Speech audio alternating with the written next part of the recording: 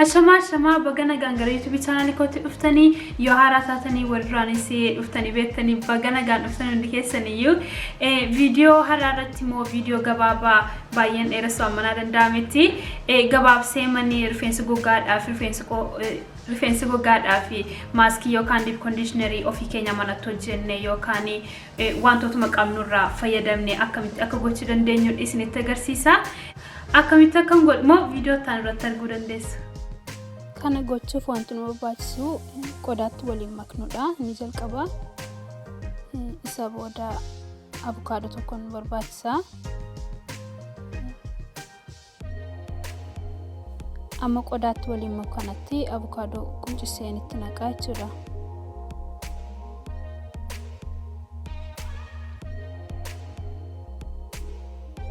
Erga isitti naqee booda abukaadootti waliin makaa jechuudha. Akkani bullaa'ee bareedutti isa booda zayita kokonaatti nu barbaachisa. Isaa fi qodaatti zayiticha baqsinu jechuudha. So amma kanaa fi kokonaatti zayiti fallaana tokko fuudhee raawwadhee qodaatti baqu keessan godha. Baqsuuf immoo wanti nu barbaachisu microwave keessatti yookaan immoo bishaan danfaa keessatti baqsuun hin danda'ama jechuudha zayita sana. Amma ergan isa baqsee raawwadhee booda abukaadoo isa bullaa'ee waliin makame jiru wajjin waliin makaa jechuudha. Amma inni bullaa'ee bareedutti kan sirriitti waliin makuuf immoo harkaaniin shukkaadhaan bulleessuuf filadhe garuu qodaatti smoothie itti mix godhamu keessattis gochuun hin danda'ama jechuudha. Amma bareechee mana danda'ame akka inni rifeensatti dibachuuf ta'utti bareechee waliin makaa jechuudha. Amma inni sirriitti bullaa'utti.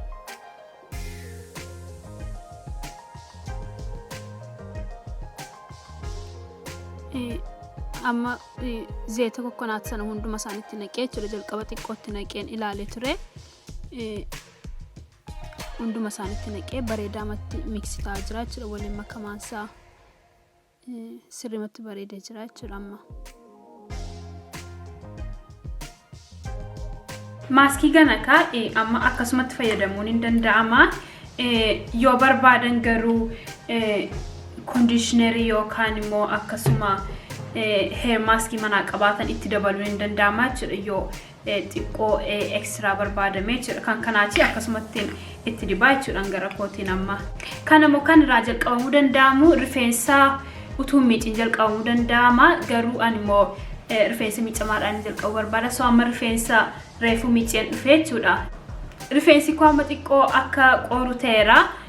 Jiidhaatti immoo dibuutu gaariidha waan ta'eef rifeensa koo jiiseen isinitti deebi'a.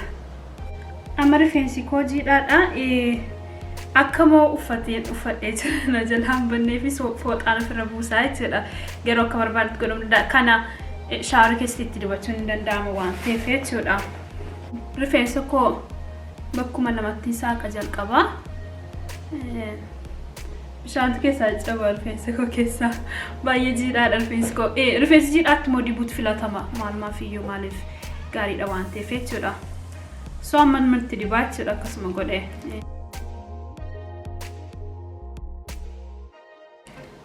Kun immoo guutummaattis naachuraalidha waan ta'eef keemikaala adda addaa hin qabu. Kunis gaariidha jechuudha. Maaliif gara caala wanti nuyi binnu yooma naachuraalii jedheera jiraate iyyuu keemikaala adda addaa qaba waan ta'eef kana immoo bakka hundumaatti godhachuun immoo danda'ama jechuudha. Abukaadoo maaf kookinaat ooyilii waan nama barbaachisa waan ta'eef jechuudha.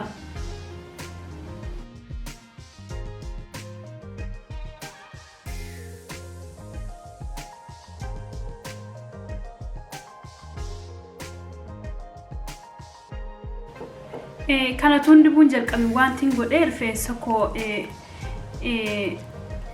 yeroo baay'ee shaaworiituun jalqabeedha kan rifeensa koo filu jalqaba conditioneritti dibeen filaa jechuudha. Rifeensa koo akka rifeensi koo baay'ee gogaa waan hin qabuuf jechuudha. Isa booda shaambumatti dibeen rifeensa koo miicee jechuudha. Sama mo maski kon itti dibaa. Gara kanaatti itti dibachuudha. Baay'ee mo baay'eetu iyyuu avocado tokko duwwaadha. So avocadoon tokko iyyuu nama gaachuudha av tokko.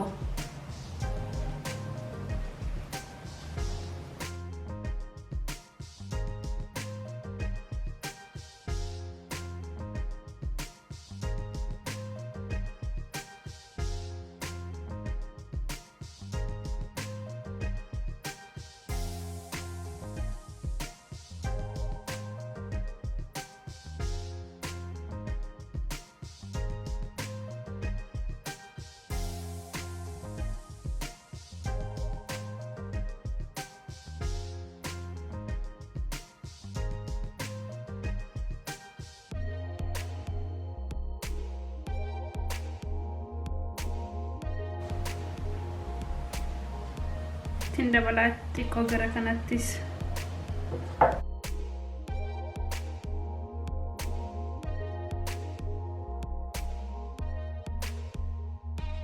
So amma gaafan guutummaa isaatti dibee raawwadhu walitti qabsiisaa jechuudha. Amma erga rifeensa walitti qabsiisee raawwadhee feestaalii wayii irra kaa'aa jechuudha. So amma ergetti karaa wadde akkesti daqiiqaa 30 amma saati tokkotiin turaa jechuudha. Isa booda deebi'een keessa miicaa jechuudha. Kana irratti immoo shaashii wayii godhachuun hin danda'amu akka sirriitti ho'isaa achi keessatti qabamuuf jechuudha. Erga miicee booda walitti deebina. So amma rifeensa koo miiceeraa wadheera jechuudha. Maaskicha keessa miiceeraa. Gaafetti dibeechuudha maaskichi xiqqoosee itti walitti qabata wayii ture garuu gaafan keessa miicee raawwadhu rifeensi koo baay'ee laafaa foon isaa avokaadoodha. Dhugaama dubbachuuf baay'ee rifeensi koo bareedaa wanti laafee jira maaliif avokaadoonni laaffisummaa of keessaa qaba akkasuma immoo zayitiin kokonaatis akkasuma of keessaa qaba waan ta'eef rifeensi koo dhugaa baay'ee bareedee jira. Viidiyoo kana waan laaltaniif baay'ee galatoomaa akka waan raawwattanii akka maaskii kana maybe test gootan nan abdadha yoo gootan immoo comment jalatti barreessanii akka isinii deebi'anatti himuu dandeessu. Angara kootiin jaalladheera dhugaa isaa dubbachuuf gaafa itti dibaa ture xiqqoo baay'een bulloofne ture inni godhee xiqqoo keessa mul'ata ture jechuudha guroonsa kan kanaachi bareedaa ture. Isinis yoo gootan akka isin itti gammaddan nan abdadha. Viidiyoo kana waan laaltaniif baay'ee galatoomaa. Laayikii gochuumoo akkasuma immoo ammammaatti hin goone taanaanii chaanaalii kootti subscribe gochuu hin dagatinaa. Amma viidiyoo irratti deebinee wal arginutti nagaatti turaa.